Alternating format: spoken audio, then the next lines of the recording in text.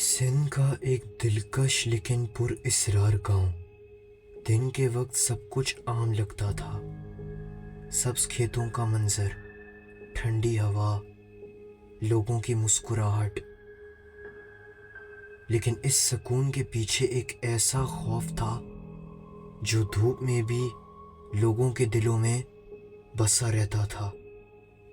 یہ خوف صرف ایک نام سے جڑتا تھا، خرطو۔ کہتے ہیں وہ ایک آدم خور جناتی بونا ہے، قد میں چھوٹا، لیکن بھوک ایسی کہ انسانی گوشت بھی اس کے لیے کم پڑ جائے۔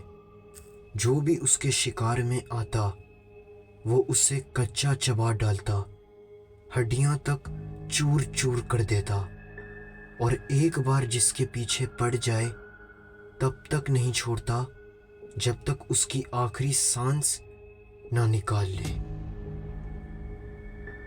پہلے لوگ شام ڈھلتے ہی کھیتوں کا رخ چھوڑ دیتے تھے، مگر وقت کے ساتھ بات یہاں تک پہنچ گئی کہ اب دن کے اجالے میں بھی کھیتوں میں کوئی نہیں جاتا۔ کھیت سننے پڑ گئے، پانی بند ہو گیا، فصل برباد ہونے لگی، گاؤں کی روزی روٹی ختم ہو رہی تھی۔ انہی دنوں کراچی سے ایک نیک اور ذہین حکیم عبدالکریم گاؤں آئے، لوگوں کا علاج کرنے، غریبوں کی مدد کرنا ان کی عادت تھی۔ سارا گاؤں ان کے آنے سے خوش تھا، لیکن جب ان کی نظر ویران کھیتوں پر پڑی تو ان کے چہرے پر ایک اداسی سی آ گئی۔ یہ کھیتوں کا کیا حال کر رکھا ہے؟ یہاں کوئی پانی نہیں دیتا کیا؟ انہوں نے پوچھا۔ ایک گاؤں والا جو پاس ہی کھڑا تھا آہستہ سے بولا، ارے جناب، کیا بتائیں، ان کھیتوں میں ایک بڑی شیطانی مخلوق رہتی ہے، خرطو۔ خرطو؟ یہ کیا بلا ہے بھائی؟ حکیم صاحب نے حیرانی سے پوچھا۔ گاؤں والی کی آواز میں کپ کپاہٹ آ گئی۔ جناب، اللہ ہی ہمیں اس بلا سے بچا سکتا ہے۔ اگر اس کا نام لے کر بھی ذکر کریں تو بدن میں سردی اتر جاتی ہے۔ وہ ایک آدم خور جناتی بونا ہے جس نے پورے گاؤں میں دہشت پھیلا رکھی ہے۔ کہتے ہیں جو بھی ان کھیتوں کے آس پاس سے گزرتا ہے، خاص کر رات کے وقت، وہ اس کا نشانہ بن جاتا ہے۔ رات کی تو دور کی بات، اب دن میں بھی لوگ یہاں آنے سے گھبراتے ہیں۔ کہیں لوگ اس مخلوق کا شکار بن چکے ہیں۔ حکیم عبدالکریم نے اس بات کو حقیقت بالکل نہیں سمجھا۔ چلو وہی پرانی کہانیاں، 2025 کا دور چل رہا ہے اور تم لوگ اب بھی ان باتوں پر یقین رکھتے ہو، انہوں نے کہا۔ مگر گاؤں والوں کی آنکھوں میں جو خوف تھا وہ کوئی کہانی نہیں لگتی تھی۔ ایک رات جب اپنی گہرائیوں میں ڈوب چکی تھی، گاؤں کے چراغ ایک ایک کر کے بجھ رہے تھے۔ صرف کہیں دور سے کتوں کا بھونکنا اور رات کی سنی خاموشی ہوا میں گنگناہٹ کر رہی تھی۔ حکیم عبدالکریم صاحب اپنے دوا خانے کا تالا لگانے ہی والے تھے کہ ایک تھکی ہوئی عورت اپنے بیمار بچے کو کندھوں پر سنبھالتے ہوئے ان کے سامنے آ کھڑی ہوئی اور کہنے لگی، کریم صاحب رک جائیے، ہمیں آتے دیر ہو گئی، یہ میرا بیٹا ہے، بہت بیمار ہے، اللہ کا واسطہ اس کو دیکھ لیجئے، ہم بہت دور سے آئے ہیں۔ حکیم صاحب نے سانس بھری، وہ تھکے ہوئے تھے، گھر جانے کی جلدی تھی، لیکن بچے کا رنگ واقعی پیلا تھا، سانس تیز چل رہی تھی۔ وہ نیک دل انسان تھے اور کسی کی مجبوری ان سے دیکھی نہیں جاتی تھی۔ چلو اندر آ جاؤ، انہوں نے کہا۔ علاج میں کافی وقت لگ گیا، لگ بھگ آدھا گھنٹہ گزرا جب وہ عورت دعاؤں کے ساتھ اپنے بچے کو لے کر چلی گئی۔ اب رات اور بھی گہری ہو چکی تھی۔ حکیم صاحب کا گھر دوا خانے سے تقریباً 1 گھنٹے کے فاصلے پر تھا۔ انہوں نے اپنے شاگرد سے پوچھا، کوئی چھوٹا راستہ ہے؟ میں دیر نہیں کرنا چاہتا۔ شاگرد نے ہچکچاہٹ سے جواب دیا، راستہ تو ہے صاحب، جو آپ کو آدھے وقت میں گھر پہنچا دے گا، لیکن وہ راستہ ہے ہی نہیں، آپ سمجھیں۔ حکیم صاحب نے غصے سے کہا، کیا مطلب؟ راستہ ہے لیکن ہے ہی نہیں؟ پاگل ہو گیا کیا؟ شاگرد کی آواز ہلکی سی کام گئی، صاحب وہ راستہ کھیتوں کے بیچ سے گزرتا ہے، اور آپ جانتے ہیں کھیتوں کے پاس رات کو کوئی نہیں جاتا، وہاں خرطو رہتا ہے، اگر آپ گئے تو بس۔ حکیم صاحب نے بات کاٹتے ہوئے بولا، میں اللہ کا بندہ ہوں، میں ان کہانیوں سے ڈرنے والا نہیں۔ 2025 کا زمانہ ہے، اتنے تاریکی یافتہ دور میں بھی تم لوگ اسی چیزوں پر یقین رکھتے ہو؟ تم لوگ بس افسانے بناتے رہو، کچھ نہیں ہو سکتا تم لوگوں کا۔ شاگرد نے انہیں پھر روکنے کی کوشش کی، لیکن حکیم صاحب بڑے سخت مزاج کے تھے۔ ہٹ راستے سے، مجھے دیر ہو رہی ہے۔ انہوں نے شاگرد کو ہلکا سا دھکا دیا، موٹر سائیکل سے کک کر کے اس کو سٹارٹ کیا اور بنا پیچھے دیکھے کھیتوں کی طرف اندھیرے میں نکل گئے۔ شاگرد کی آواز پیچھے اندھیرے میں گونجتی رہ گئی، رک جائیے حکیم صاحب، رک جائیے، نہیں رکیں۔ لیکن موٹر کی تیز آواز اس پکار کو نگل گئی۔ رات کا وقت تھا، دسمبر کی تیز سردی، ہلکی سی ٹھنڈی ہوا کھیتوں کے بیچ سے تیز چل رہی تھی۔ چاند اکیلا بادلوں سے لڑتا ہوا۔ کھیتوں کے بیچ سے ایک موٹر سائیکل کی آواز گونج رہی تھی۔ حکیم عبد الکریم صاحب بنا کسی خوف کے سیدھا راستہ کاٹ رہے تھے۔ گاؤں والوں کی وہ ساری باتیں ان کے لیے صرف افسانے، پرانی کہانیاں تھیں، جبکہ بچپن میں ایسے قصے وہ بھی سن چکے تھے، لیکن شہر کی زندگی نے ان کا یقین بدل دیا تھا۔ پھر اچانک موٹر سائیکل جھٹکا کھا کے رک گئی۔ حکیم نے کک ماری کئی بار، پھر سٹارٹ کیا لیکن کچھ نہیں ہوا۔ پیٹرول فل تھا، ٹائرز بالکل ٹھیک۔ شاید سردی کی وجہ سے بند ہو گئی ہے، انہوں نے اپنے آپ سے کہا۔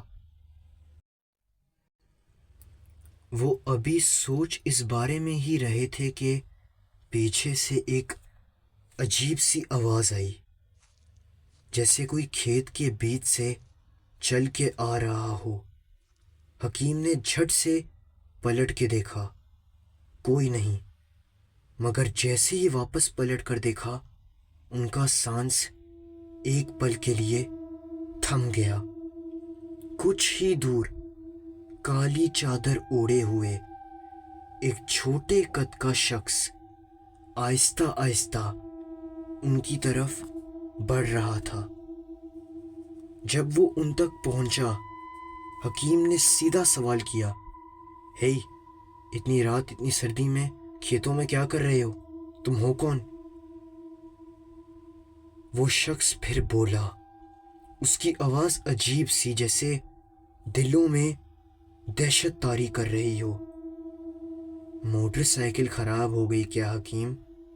میں یہیں رہتا ہوں، شاید اللہ نے آج تمہیں میرے پاس بھیجا ہے۔ چلو چلو چلو میرے ساتھ، چلو، یہاں کھیتوں کے بیچ میں ہی میری چھوٹی سی جھونپڑی ہے، چلو میرے ساتھ، میرا ایک بھائی بہت بیمار ہے، چلو میرے ساتھ، اس کا علاج کر دو، بدلے میں تمہاری موٹر سائیکل ٹھیک کر دوں گا، چلو چلو۔ حکیم کے دل میں ایک بے چینی سی اٹھ رہی تھی۔ اس شخص کا لہجہ عجیب تھا، چہرہ چادر کے نیچے چھپا ہوا، اور اسے کچھ اچھی خوشبو نہیں آ رہی تھی۔ انہوں نے صاف انکار کیا۔ وہ شخص ایک قدم اور آگے آیا اور کہنے لگا، کیوں کریم، غریبوں کی خدمت تو بہت کرتا ہے نا تو؟ ابھی بھی ایک غریب عورت کے بچے کا علاج کر کے آ رہا ہے، یا میں غلط کہہ رہا ہوں؟ بتا۔ حکیم صاحب ایک پل کے لیے سن رہ گئے۔ یہ اسے کیسے پتا؟ وہ غصے سے بولے، تمیز سے بات کر، بڑوں سے بات کرنے کی تمیز نہیں تجھے؟ اور تجھے کیسے پتا میں کہاں سے آ رہا ہوں؟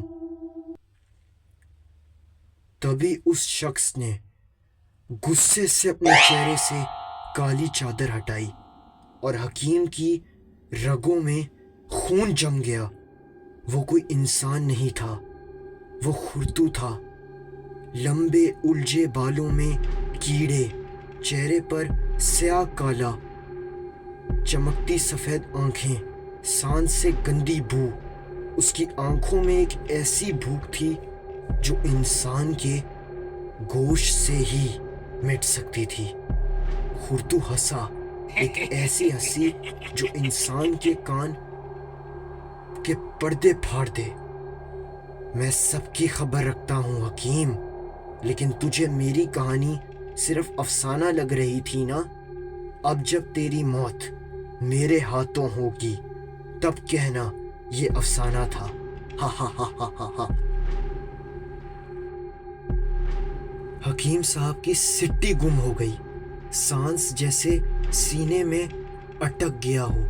آنکھیں پھٹ کر خرطو کے چہرے پر جم گئیں۔ وہ ہچکچاتے ہوئے پیچھے ہٹنے لگے، لیکن اگلے ہی لمحے خرطو بالکل جانوروں کی طرح تیزی سے دوڑا اور ایک ہی جھٹکے میں حکیم صاحب کی ٹانگ پر اپنے تیز دانتوں سے وار کر دیا۔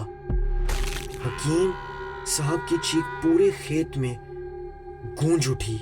سردی کی تھڑ تھڑاتی ہوئی رات، ہواؤں کی سرسراہٹ اور اس چیخ کا ملنا جیسے موت کا اعلان ہو۔ حکیم صاحب نے جان لگا کے خرطو کو دھکا دیا، وہ زمین پر گرا۔ یہ موقع پکڑ کے حکیم صاحب زخمی ٹانگ گھسیٹتے ہوئے بھاگنے لگے۔ کھیت کا سناٹا صرف دو آوازوں سے ٹوٹ رہا تھا، ایک ان کی لپٹی ہوئی سانس اور پیچھے سے خرطو کے بھاری قدم، جیسے انسان موت سے بھاگ رہا ہو۔ لیکن یہ شیطانی آدم خور بونا خرطو، یہ اس قسم کا شکاری تھا جو شکار کا خون سونگھ لیتا تھا اور تب تک پیچھا نہیں چھوڑتا تھا جب تک شکار دم نہ توڑے۔ کچھ دور بھاگنے کے بعد حکیم صاحب کا پاؤں ایک کھڈے میں پھنس گیا اور وہ زمین پر جا گرے۔ اس سے پہلے کہ وہ اٹھ پاتے، خرطو بالکل ان کے سینے پر چڑھ گیا اور اپنے نوکیلے دانتوں سے ان کی گردن کے پاس وار کیا، جس میں حکیم صاحب کا ایک ہاتھ بھی زخمی ہو گیا۔ حکیم صاحب نے درد کے باوجود اس کے گندے لمبے بالوں کو پکڑ کر زور سے کھینچا، پھر اس کے چہرے پر ایک زوردار مکہ مارا۔ خرطو گرایا، لیکن پیچھے ہٹ کر پھر سے حملہ کرنے لگا۔ حکیم صاحب نے اپنے خون سے بھیگے ہاتھوں کے باوجود خود کو گھسیٹ کر اٹھایا، لیکن اب ان کی چال بہت دھیمی تھی اور پیچھے سے خرطو کی وہ بھیانک ہنسی پھر گونج اٹھی۔ کہا تھا نا حکیم، آج تیری موت میرے ہاتھوں ہوگی۔ حکیم صاحب اب بھاگتے بھاگتے تھک چکے تھے، سانس پھول رہی تھی، زخموں کا درد بدن میں پھیل رہا تھا اور دل میں ایک ہی بات تھی، خرطو کا مقابلہ صرف جسمانی لڑائی سے نہیں ہوگا۔ خرطو پھر سے ان کے سامنے آ گیا اور کھورتا ہوا بولا، ہاں اب تو بھی ہار مان لے کریم اور میرا شکار بن جا۔ ہا ہا ہا ہا ہا۔ اس وقت حکیم صاحب کے دل میں ایک چیز چمکی، جب ہر راستہ بند ہو تب اللہ کا راستہ ہمیشہ کھلا ہوتا ہے۔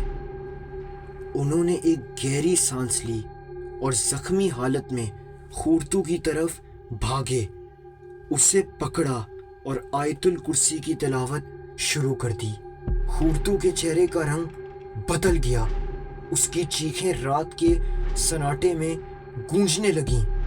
وہ کہنے لگا، نہیں نہیں حکیم، بس کر، بس، یہ مجھے تکلیف دے رہا ہے۔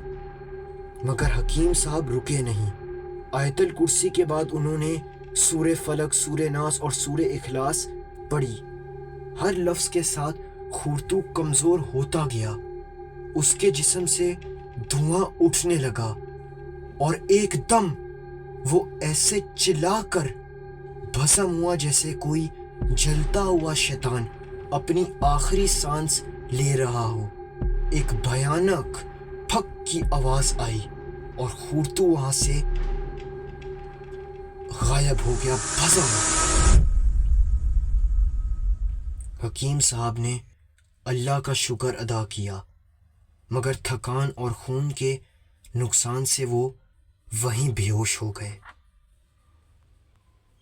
صبح کا اجالا جب ہوا تو ان کے آس پاس گاؤں والے اور ان کا شاگرد تھا جو آنسوؤں میں ڈوبا ہوا تھا۔ وہ جانتے تھے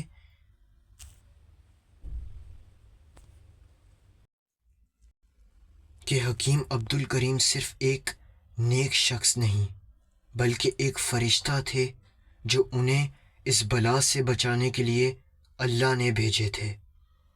لیکن خورتو کے دیے ہوئے زخم گہرے تھے، اسی لیے گاؤں والے اور وہ شاگرد رو رہے تھے۔ حکیم صاحب زیادہ دن ان زخموں کی تاب نہ لے سکے اور بزرگ حکیم عبد الکریم صاحب کچھ دن بعد اللہ کو پیارے ہو گئے۔ گاؤں میں سکون کا دور آ گیا۔ کچھ لوگوں کا کہنا ہے کہ اس جگہ دور ابھی بھی خورتو جیسے اور بونے ہیں، لیکن ابھی تک کچھ نقصان نہیں ہوا۔ حکیم عبد الکریم صاحب اس گاؤں کے لیے ایک فرشتہ تھے جنہوں نے نہ کہ صرف لوگوں کی بیماریوں کا علاج کیا لیکن گاؤں کو اس گندی مخلوق سے نجات بھی دلائی۔